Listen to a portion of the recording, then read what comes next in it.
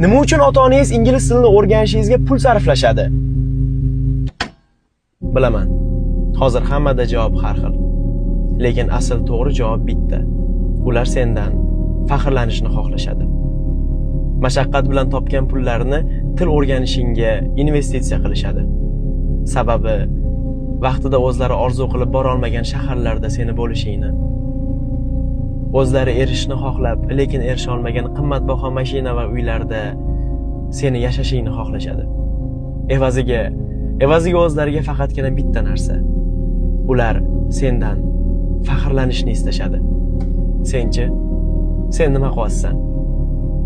Ota-onangni faxrlanish his-tuyg'usini Instagramda o'tirish, Reels ko'rish, to'rtta betayinni gapiga quloq solish, darslarga bormaslik, dangasalikni odat qilishga alishyapsan.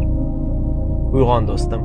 Kuni kelib chet eldagi eng qimmat mehmonxonaga telefon qilib, inglizchalab erkin gapirib, ota-onangga mehmonxona band qilishday qimmat tuyg'uni arzon narsalarga alishma.